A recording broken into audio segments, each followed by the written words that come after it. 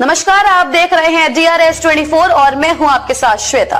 तो चलिए रुक करते हैं आज की प्रमुख और बड़ी। आगरा में पुलिस एक बार फिर विवादों में घिरती नजर आ रही है। वहीं कुछ दिन पहले ही पुलिस की कार्यप्रणाली में आहत होकर एक समाज सेवी ने मां महिम राष्ट्रपति से इच्छा मृत्यु की मांग की थी। वहीं एक दिन पहले की ही घटना है कि एक युवक जिला मुख्यालय पर निर्वस्त्र होकर प्रदर्शन किया क्योंकि पुलिस की कार्रवाई से वह संतुष्ट नहीं था और पुलिस का कोई कार्रवाई नहीं कर रही थी। इसी कड़ी में जिला मुख्यालय पर पीली सेना के अध्यक्ष सवाना खंडेलवाल के नेतृत्व में मृतक के पारिवारिक जनों ने जिला मुख्यालय डीसीपी सिटी कार्यालय के बाहर धरना प्रदर्शन किया और मांग की कि हत्यारे को जल्द से जल्द फांसी की सजा होनी चाहिए। वहीं डीसीपी साहब कार्यालय पर न मिलने के कारण लोगों में आक्रोश पैदा हो गया और वह नारेबाजी करने लगे। मीडिया से बात करते हुए मुख्यमंत्री से न्याय की गुहार लगाई और मांग की दहेज की। लालच में बहू की हत्या करने वाले उन 7 ससुर को भी जेल में डाला जाए जो हत्या में शामिल थे। खबर लिखे जाने तक धरना प्रदर्शन जारी था।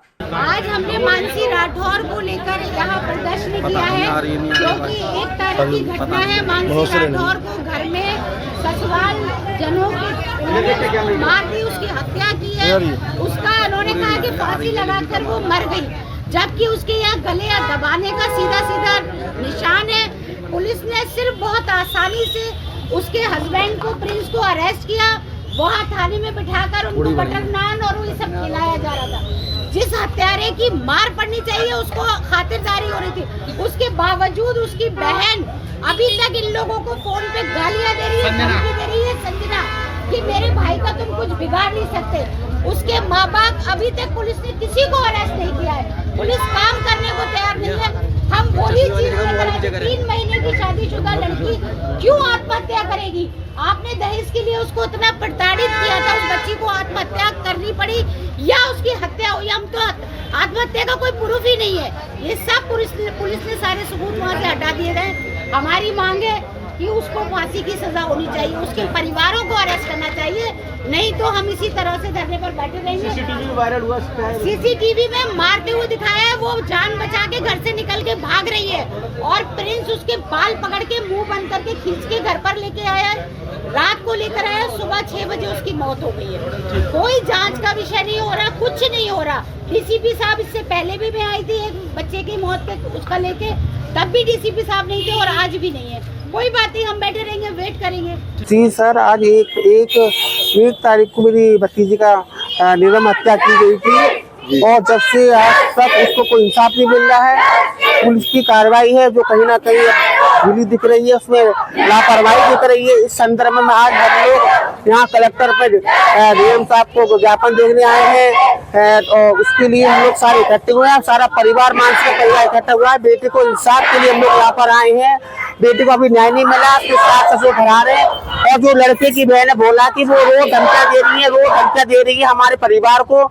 लड़की की भाभी को इतनी धमकियां रोज दे रही है, इस तरीके से धमकियां दे रही है।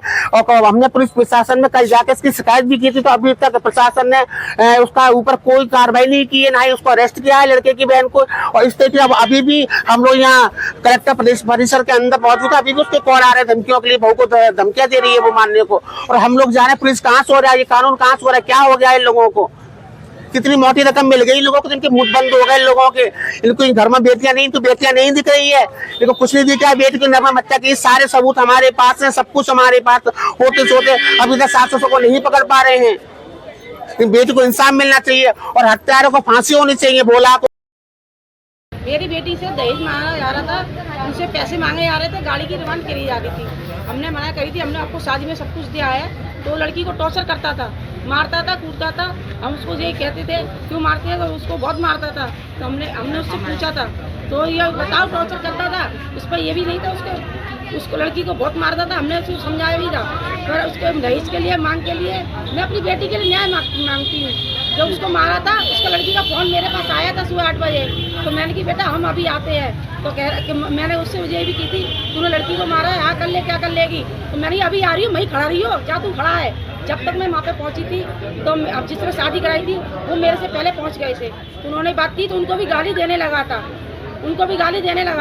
जब वहाँ पे मैं गई थी बाद में 1-2 घंटे बाद, मैंने जब वो पहुँच गए तो मैं अभी जाऊँगी। जब मैंने अपने लोगों को क्या, तो मैं अपनी नंद को सबको लेके गई थी, अपनी सासू माँ को लेके गई थी।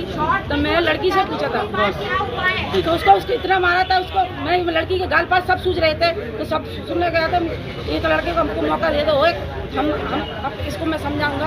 हम उसको ये बात कोशिश करके समाज के हिसाब से हम चले आए। हमको सिर्फ 1 घंटा नहीं हुआ था, हम घर पे बैठे थे तो उनका तब भी फोन हमारे पास नहीं आया था। जो हमारी एक बेटी माँ ब्याई थी उसका फोन आया था, आप घर पे बैठे हो, आपकी लड़की को कैसे ले आ रहे हैं, क्या हो गया आपकी बेटी को, देखो जाके। जब हम गए थे हॉस्पिटल में, पूछी कहाँ पर है लड़की, इस हॉस्पिटल में वहाँ पे पहुँचे तो लड़का वहाँ से फरार हो गया, उस पर छोड़ के लड़की को लड़का भाग गया, उसके दोस्त थी वो भी भाग गए। जब हमने ससुर को फोन करा तो कह रहा आ रहे हैं, अभी आ रहे हैं। डॉक्टर से कहा तो वो तो कह रहे एमरजेंसी ले जाओ। पुलिस क्या कर रही है? अब पुलिस कुछ नहीं कर रही है। वो पुलिस कह रही है कि हमने यहाँ से पकड़ा है, बहन कह रही है हमने हवाले करा है। ये क्या सच्चाई है कि कानून क्या कर रहा है? इंसाफ, तुमको इंसाफ दिलाइए, खून के बदले खून दिलाइए हमको। मुझे उसका मर्डर चाहिए। नहीं, अगर पुलिस नहीं मार पा रही है तो मेरे हाथ में दे। जैसे मेरी लड़की का गला घोट के मारा है, कैसे प्राण निकले होंगे मेरी लड़की के? चेहरा सूझ रहा था, मेरे को इतना दर्द हो रहा है, उस लड़की को कितना हुआ होगा? मेरे को भी ये इंसाफ चाहिए कि मेरे हाथ में वो जो दिया मैं मारूंगी इसको। मेरे दहेज के पीछे मेरी लड़की को मारा गया है।